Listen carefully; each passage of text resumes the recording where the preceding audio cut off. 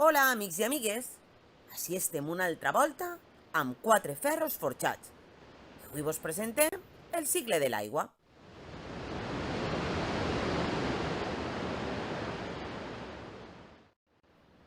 L'aigua, com tots sabeu, la trobem a diferents llocs de la Terra. Als mars i oceans, als rius, als llacs i a aigües subterrànies. Però l'aigua està sempre al mateix lloc? Veiem-ho. L'aigua està en constant moviment. El sol, amb els seus rajos, penetra l'aigua dels oceans i de les mars, fent que aquesta s'evapore i pugi al cel en forma de bafarada, en el que nosaltres coneguem com el procés d'evaporació. Una volta al cel, aquest vapor va juntant-se i formant núvols, que emmagatzemen l'aigua en el que nosaltres coneguem com el procés de condensació.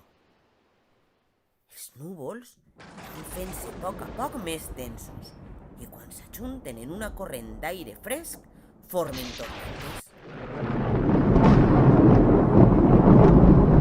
I aquestes tormentes cauen a la terra en forma de pluja.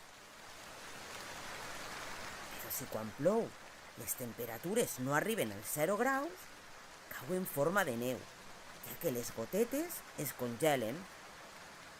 Això sol passar a les terres més altes o a les de l'interior, ja que poques voltes neva a la costa.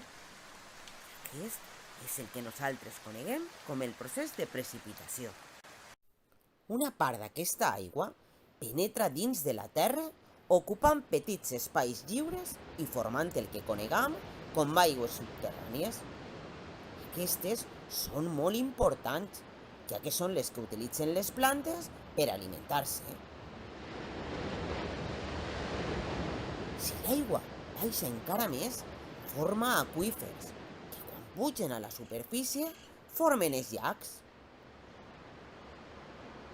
Per altra banda, les precipitacions també són les causants dels cabdals dels rius.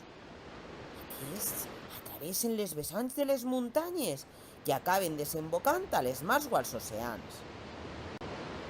Cal dir que les precipitacions també omplin pous i basses que es troben lluny dels rius o de les mars, ajudant així a alimentar el bestiar i a proporcionar aigua per als regadius. Quan de nou els rajos de sol penetren als mars i als oceans, s'inicia una altra volta el cicle de l'aigua. Esperem que vos hagi agradat i hagueu après una mica més sobre l'aigua, part fonamental de la nostra vida. Fins a la propera, amigues i amiguetes!